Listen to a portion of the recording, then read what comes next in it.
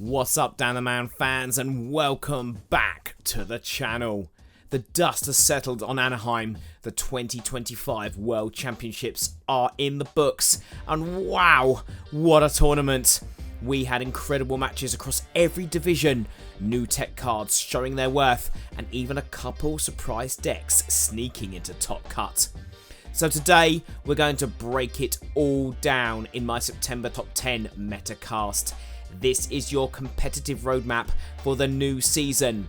The decks you should be testing, teching against, and sleeving up for League Cups challenges, and the early regionals taking place in Pittsburgh, Monterrey, and Frankfurt. This isn't just a tier list, it's a full deep dive. I'll go deck by deck, explain how they work, highlight the card choices that make the difference, and talk about matchups. And at the end, we'll wrap it up with what this means for the 2026 season. So let's jump right into it, starting at number 10. Now, this is one of those sleeper picks that sneaked into the world top 32. Piloted by Alex Shemansky, people slept on it, but the list showed it can compete when piloted well. So what is TerraBox? At its heart, it's a flexible toolbox deck. You're not trying to rush damage like Bolt or outmuscle with stage 2s. Instead, you've got a spread of a single prize attackers backed up by Noctowl's search engine and pivot tools like Air Balloon. The star is Ogerpon EX, the Wellspring Mask. Its ability to pump out efficient single prize damage, heal and loop itself forces awkward trades, and then rotate between types, grass, psychic, even tech fire lines, depending on the 60. The game plan is prize mapping. You want to trade one prize for 2 prize and force your opponent to waste gusts chasing the wrong target. Against something like Gardevoir, you pressure their setup basics and keep their prize taking inefficient. Against Bolt, you use the grassed attacker to blunt early snipes. Key cards include Noctowl.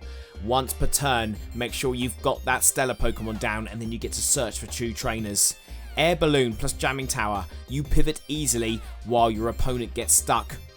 Ogerpon Wellspring EX, the backbone attacker that's surprisingly hard to efficiently answer to. Weaknesses? Well, time. TerraBox can struggle to close best of 3s quickly, and if you face heavy Iono stamp chains, your flexible board can collapse. But in the right meta, especially if people underestimate it, TerraBox is a great choice. Okay guys, number 9, here we go. Okay guys, in at number 9, we have Flareon Box, and this is one of the coolest decks in standard format right now, and it's more than just a gimmick. It uses the evolutions to cover multiple weaknesses and adapt to matchups. The core. Flareon EX is your main closer, swinging for huge fire damage into Gholdengo and Charizard mirrors. Leafeon EX brings grass coverage and healing, punishing Bolt and even Grimmsnarl lines. And depending on your 60, you can add psychic coverage like Sylveon or Espeon EX to snipe Dragapult. Consistency comes from Noctowl or Pidgeot EX. Some lists split 1-1, others commit to 2 Pidgeot for sheer reliability. Noctowl still shines though when you want a cheap 1-prizer engine. What makes Flareon Box tick is its flexibility. At Worlds, it had a small but strong showing because it actually preys on decks that think they only need to solve 2 matchups. For example, against Gholdengo, you hit Fire weakness. Against Raging Bolt, you pivot Grass. Against Dragapult, you go into Psychic. Key cards include that Anchor Fairy Harmonon attack to fetch 2 evolutions on turn 1, setting your board. Air Balloon again matters here. Pivoting between evolutions is crucial, and then healing loops with Leafeon and Flareon buy you those extra turns. Weaknesses? It's matchup roulette. If you draw the wrong head of a toolbox at the wrong time, you can fall behind.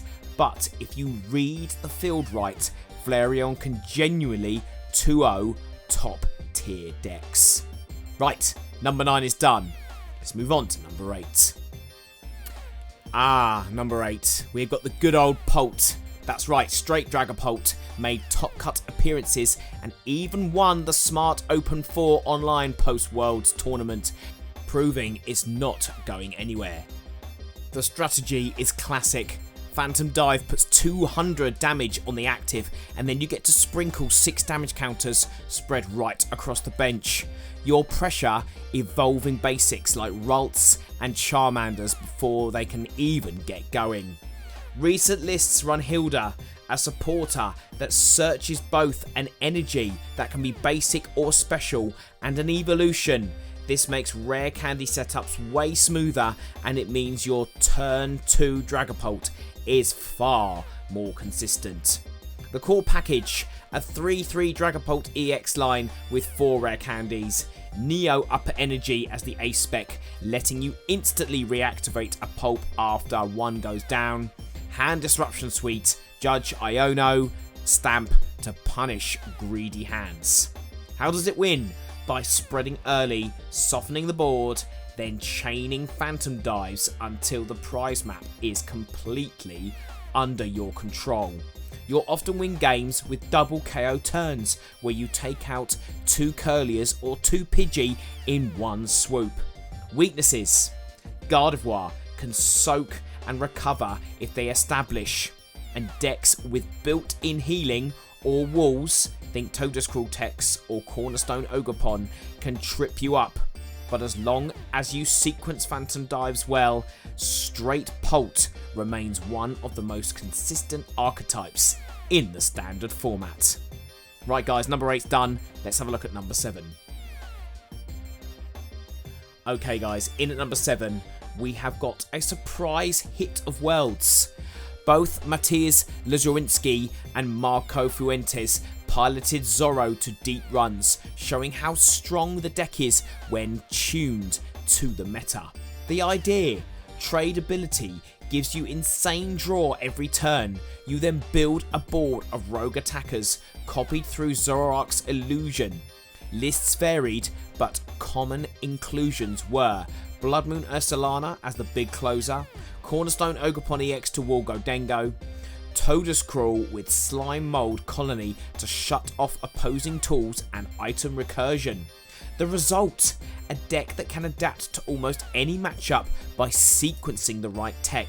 Against Gardevoir, you pressure with fast aggression. Against Gholdengo, you wall with Cornerstone. Against Bolt, you pivot into prize maps with Monkey Dory and Iron Hands. Key cards: Arven plus TM Evolution to fetch pieces quickly. Unfair Stamp to disrupt at the perfect moment. And then you've got Binding Moki or other damage bands to hit that exact maths. The weakness though: if you call the room wrong, your 60 can look underpowered. This is not a safe pick like Pult or Guardy.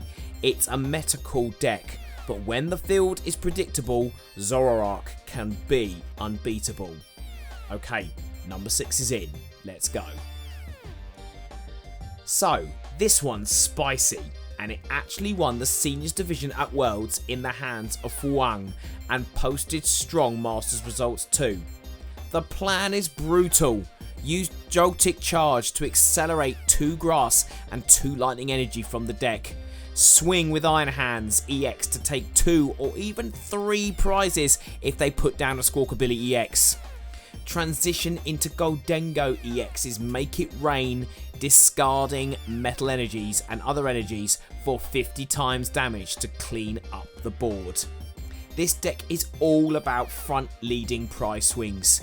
You can be 3 prizes ahead by turn 2, then sit behind Gholdengo for the long game.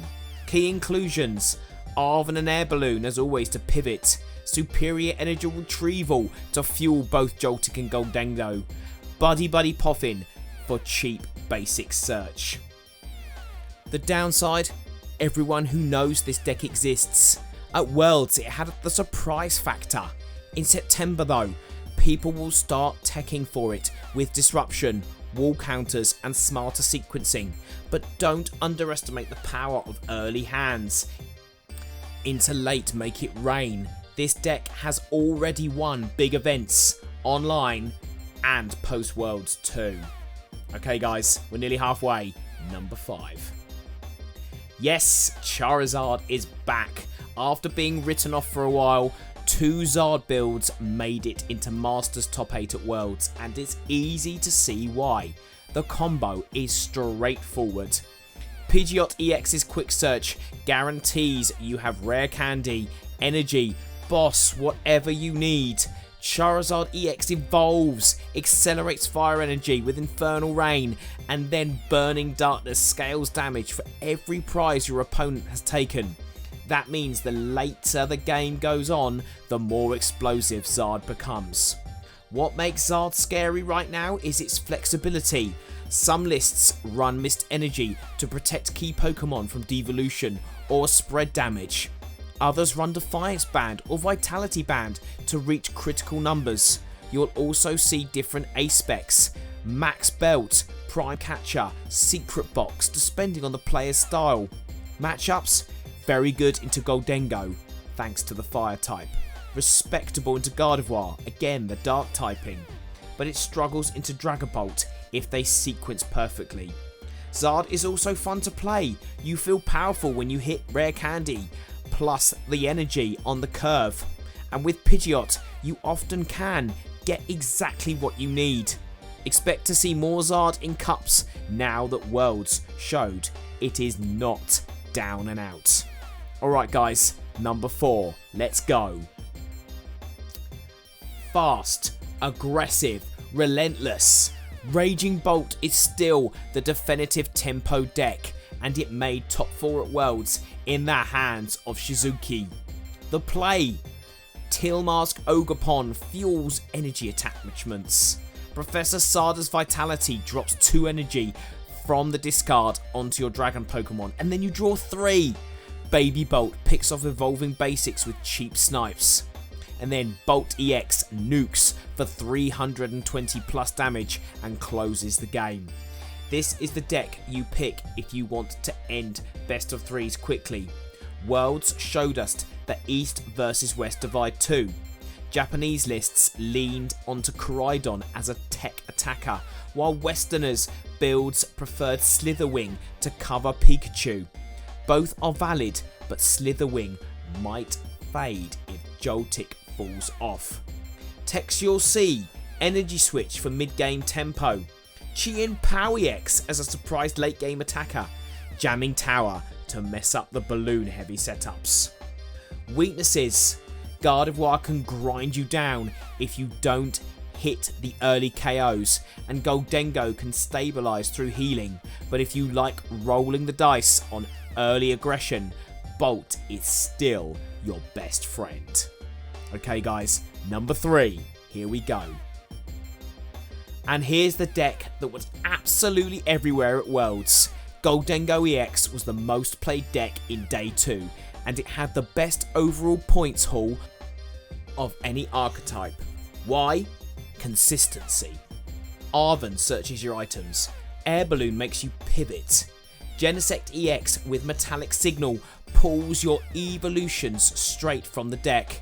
And once you're rolling, Make It Rain scales into huge numbers every turn. At Worlds we saw a massive tech divergence. Piper Lampine ran a Togekiss package using Wondrous Gift to flip extra prize cards in mirrors. Others like Landon Kayla ran Picnic, Tool Scrapper, Double Turo, aiming to hard counter Gardevoir. Japanese lists include scissor lines as extra 1 prizes to smooth starts. Bottom line, Gholdengo is still a pillar of the format. If people cut their anti-Dengo tech, this deck will punish them. Weaknesses though: walls like Crustle or Cornerstone Ogerpon, though those are falling off. Heavy disruption, Stamp, Iono, Item Lock can really slow your hand to a crawl. But make no mistake, If you want raw consistency and tournament reliability, Gholdengo is your number 1 pick. Okay guys, we're now into the top 2. Let's see what they are. Runner-up at Worlds, piloted by Justin Neudorf, and honestly, this might be the most well-rounded 60 in the standard right now. The strategy? Phantom Dive to spread damage and soften everything. Dusknoir's Curse Blast to place 13 counters anywhere for surgical knockouts. Then sweep with a second Dragapult or keep looping spread until your opponent collapses. The upgrades we saw at Worlds are critical. 2 copies of Jamming Tower to punish air balloons and slow down evolutions. 2 Hilda for setup consistency. Neo Upper Energies the A spec to instantly reignite a Dragapult after a KO. Matchups: solid into Zard and Bolt if you sequence Curse Blast correctly. Weak to Gardevoir if they set up and heal well but still playable. Dominates spread wars and punishes greedy players who bench multiple evolving basics without protection. This deck feels like chess. You're constantly planning prize maps, playing around gusts and calculating when to drop Curse Blast for maximum swing. If you like tactical skill testing gameplay, Dragapult Dusknoir is your perfect deck. Alright guys, you probably guessed what number 1 is. It won Worlds and it's no surprise. Number 1 is... And of course, at number 1, it's Gardevoir EX, your 2025 World Champion. Riley McKay piloted the list masterfully, showing once again why Psychic Embrace is the best ability in Standard. The list has evolved. 4 Curlier for the best draw engine in the game. 4 Monkey Dory plus Dark attackers to cover Dragapult, Zard and Gholdengo. Fluttermane as a flexible tech attacker. And 1 copy of TM Devolution to punish those greedy stage 2 benchers. How it wins? Build your board with Ralts into Curlier and then into Gardy. Use Psychic Embrace to attach energy from the discard, even if it puts damage counters on your Pokemon. Then clean up with Monkey Dory, Dark attackers or big Gardevoir swings. Monkey Dory's healing ability lets you reposition damage off your side and onto your opponents. Matchups: Gardy has the game into literally everything. Gholdengo can be tough, but Riley's list included techs like Tool Scrapper to keep pace. Against Bolt, you soak 1 hit, then double KO return. Against Pult, you grind them with healing and steady energy flow. Why is this number 1? Because no deck gives you this much agency. Every turn you can pivot your plan, attach in new ways and recover them from disruption. That's why Riley won Worlds with it, and that's why Gardevoir EX remains the deck to beat. Okay guys, you've seen my top 10. Let me know in the comments what you think. Let's close this down. So what does this mean going forward? For Cups and early regionals, expect to face a ton of Gardevoir, Gholdengo and Dragapult. Those are your big 3. Bolt remains the best tempo deck if you want fast rounds. Flareon, Zoro and hybrid builds are the spice that can break through if the meta shapes up right. But now, I want to hear from you. Which deck are you sleeving up for September? Are you grinding cups with Gardy? Are you spicing with Flareon? Or are you bold enough to run a cash in hand deck like Crustle? Drop a comment down below and let's get the discussion rolling. If this metacast saved you some testing hours, please smash that like button, hit subscribe and ring the notification bell so you never miss another update. And as always guys, may your opening hand be playable and may your Neo Upper Energy never be prized. Until October guys, when Mega Evolutions drops, I'll see you again real soon. Take care and all the best.